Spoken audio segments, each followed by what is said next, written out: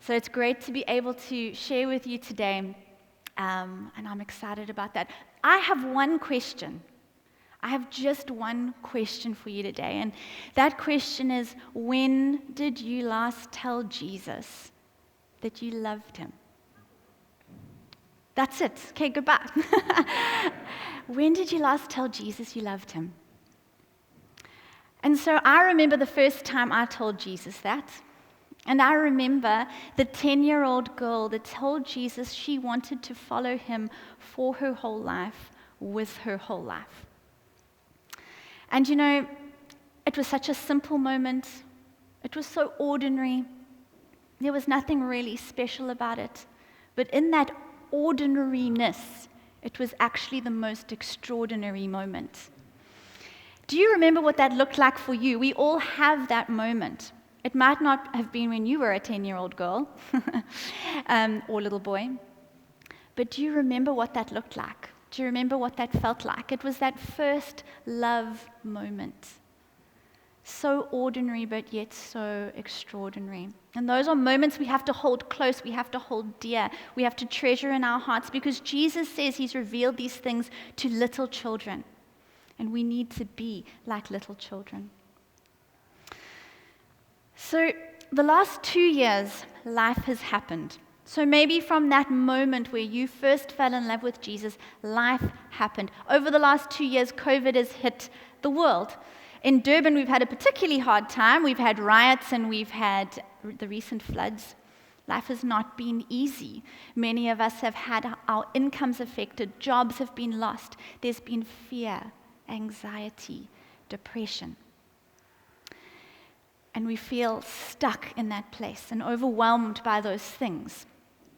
And in times like that, it can be very difficult to reach out to Jesus and just say, I love you. Because let's be honest, there are so many other things we could be saying in that moment. Good things, relevant things, things Jesus wants to talk to us about and things he wants to hear about. Like, help, Lord. Like, why? Like, please get me out of this hole. Like, heal me. And those are relevant things, and I'm not diminishing that. But sometimes we lose sight of the fact that we were created to worship him. That is why we were made. That is why we were here, to love him. And so I want us to just pivot back to that place this morning, that place of being able to say, Jesus, I love you. And so many of us find ourselves in a space where we are broken, busy, or fearful. Okay, and I know that there are many other things that we could add to that, but I want to look at those three things this morning: busy, broken, and fearful, full of fear. And I want us to take a look at 3 stories in the Bible where people were going through their own stuff and how they responded to Jesus and what went down. And so the first story I want to talk about this morning is in Luke 10, and it starts from verse 38, and it's the story of Mary and Martha. And Jesus has come to their home. Lazarus is their brother. There's going to be dinner served, and it is busy. The house is busy. Dinner has to be prepared. And in that moment of frantic busyness, Mary decides to steal away. And she decides to sit at the feet of Jesus and listen to him.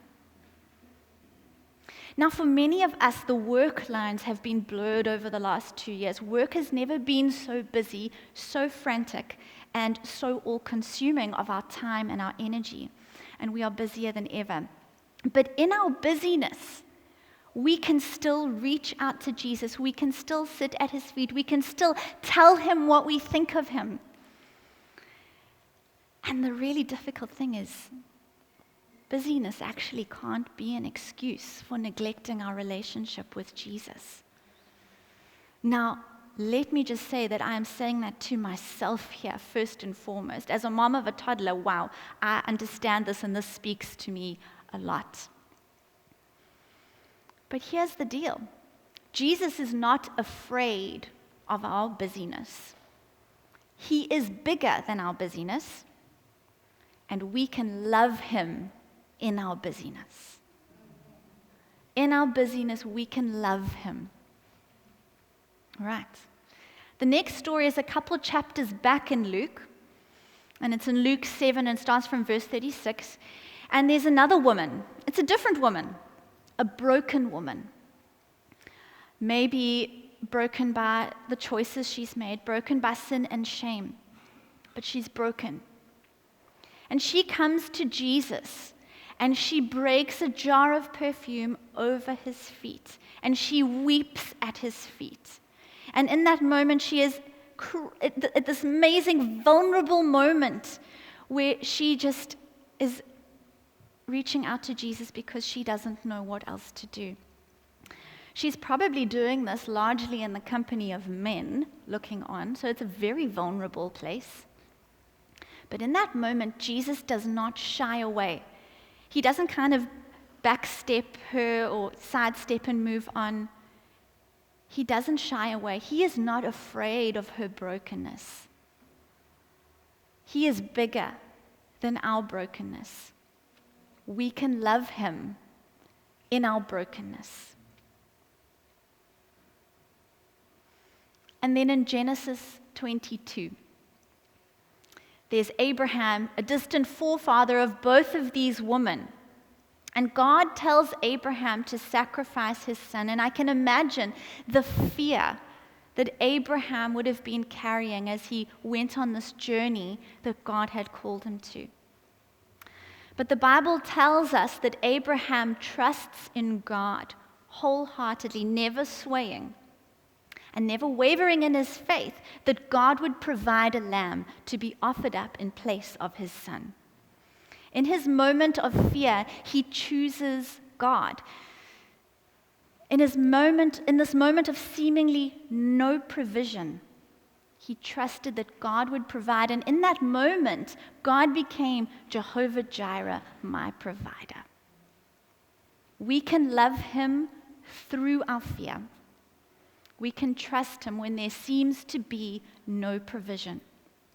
And there are many other examples in the Bible of this, of people who chose God despite their circumstances. There was Moses who stuttered, but he became the spokesperson of a nation. There was David who failed morally when he was supposed to be the moral symbol of his people. There was Esther, a woman in a man's world who changed the course of a nation. There was Daniel, who was young, but still kept true to his relationship with God. And so in all these stories, and in their imperfections, God was glorified. So you might say to me, so Pips, are you saying that I can stay in that place of sin, of brokenness, of busyness? You're saying I can stay there and still love God? They loved him with all that was going on, so can I. Yes, you can. Yes, they did. But guess what? They didn't stay there. They didn't stay in that place. And so these stories are not a reason for us to stay in places of busyness, of brokenness, of fear of lack of provision. Galatians 5 verse 1 said it was for freedom that Christ set us free. Stand firm then, and do not let yourselves be burdened again by the yoke of slavery. As Abraham somehow knew in the core of his being, God would provide a lamb, a perfect lamb, to be offered up in our place, in Isaac's place. And in that place of trust over fear, God became Jehovah Jireh, God our provider. And Romans 12 verse 2 says, be transformed by the renewing of your mind. You see, there is change happening. There is change happening. And God provided a lamb for the sin, the brokenness, the shame of the world, the fear of the world. He provided Jesus. 2 Corinthians 5 verse 17 says, if anyone is in Christ, he is a new creation. The old has passed away. Behold, the new has come. A place of change. Now we know that we live in a place of kingdom tension, of the now and the not yet, which means that we understand that Jesus has paid the full price for our lives. He has ransomed and redeemed our lives. We are his. We have been bought by the precious blood of Jesus Christ. But yet we still live in a world where we experience pain, where we experience heartache, where we experience sickness. And that is a hard tension to live in, knowing what Jesus has done and bought for us, but still knowing that these things are experienced. And it's a tension, it's a kingdom tension of the now and the not yet. In the vineyard, we have a saying, "Come as you are, but don't stay as you are." And this gives me and us such breathing room, because it's okay to be where we are. It's okay. But that Jesus is not going to leave us there. 2 Corinthians 3 verse 18 says that we're being transformed more and more into his likeness. It's a lifelong journey. It's not one that we are perfect in now. It's that kingdom tension again. It's a lifelong journey of walking with Jesus every day, doing life with him, being in relationship, saying, I need you, God. Again, the point is that we are moving, but we are going in a direction, that we're not stagnating, we're not staying in that place, but moving. So, I don't know if any of you have had this experience, but I'm going to share one particular time this has happened. It's happened more than once in our house. In hard lockdown, we were bubbling together with all the people in our block of flats, so we were very lucky that we could still actually be a bit social. And I was really ill with morning sickness. I was just pregnant with Caleb, and I was feeling like death. Matt was busy getting School of Leadership off the ground, and so he was frantically busy, working from sun up to sundown, and I could literally do nothing. I was on the couch, just praying for time to pass. And in that sort of state, our house got into a little bit of disarray, saying it mildly, but I couldn't handle the smell of dishwashing liquid, so I was not going to wash the dishes. And so things got a little bit out of hand, and it was a little bit messy. And one afternoon, we were having a braai or something, and our neighbor said, hey, well, we'd love to see what you've done with your flat. We know that you had done a bit of renovations. And I thought, oh, no, they can't come in seeing it like this. And have any of you been in that place where someone says they're coming to visit and the whole family has to spring into action, and you throwing clothes into any open cupboard, you quickly washing the dishes, opening the curtains, putting the cushions back, and sitting back, and as they walk in the door, hi, welcome to our picture perfect home. It's like this all the time. And that is not a nice situation to be in. Anyway, they did come and visit, and it was so embarrassing. It was so embarrassing because our house we didn't get the 5 minutes. I think I maybe had 2.5 to try and tidy it up. And that place, none of us like to be in. None of us like to be in that place. But, I like to think of it this way. In Revelation 22, Jesus says that he stands at the door and knocks. And the question is, are we going to let him in? Or are we going to say, can you just hold on out there? I need to quickly do some tidying up. The thing is that Jesus wants to be let into that mess. He doesn't want us to wait till it's tidy, because quite honestly, then he'll never be coming in. He doesn't judge us for what our house looks like. He just wants to come in and sit with us and be with us. His reassuring presence tells us that it's okay and that he has got a plan. So we can be sure that he is going to help us sort the laundry. He's going to teach us how to polish the floor and sweep and mop up. He's going to help us with the dishes. And he's going to teach us and equip us how to keep our house tidy. He wants to be with us. That's the point. He doesn't want a tidy house. He wants to help us tidy our house. And that is so reassuring for me when I feel like I'm in a mess. Because I know that all I have to do is just say, Jesus, help. Please, can you come and be with me? I need you. I need you.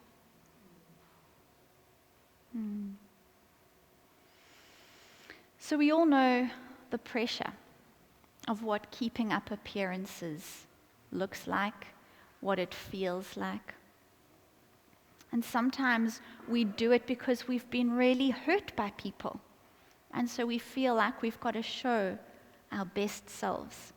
The problem is that sometimes we feel we've got to keep up appearances with Jesus as well. As if that's what Jesus expects of us, to keep up appearances. You know, it's funny. People say, put on your Sunday best.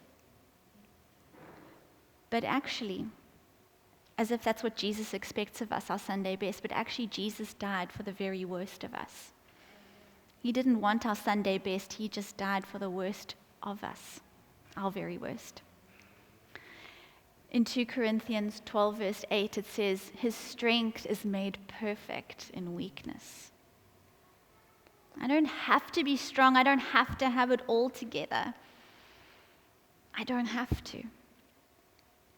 I just have to let him in. And so, here are 3 stories. And I want to just say these things again. In our busyness, he's not afraid of our busyness. He's bigger than our busyness.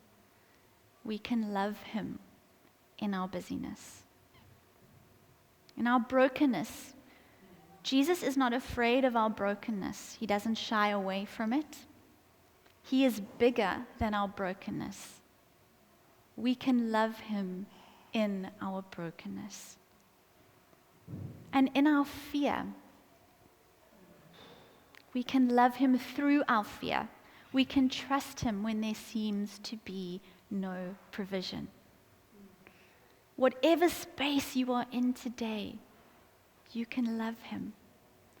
And you know, there's something about that, just saying, Jesus, I love you. There's childlike faith and there's extravagance to it. And both those things were looked down upon. So many times in the stories we read in the Gospels, they were looked down upon. Being childlike, children were lower than the low. Jesus says you've got to be like that. Extravagant worship, extravagant acts of love. You could have used that money to feed the poor. That wasn't the wisest financial decision I ever saw. But Jesus loved those acts of childlike obedience and extravagant worship. And he calls us to that as well. So today I have one question for you. A simple question. With childlike extravagance. When did you last say, Jesus, I love you? Because that's how we open the door. That's how we let him in.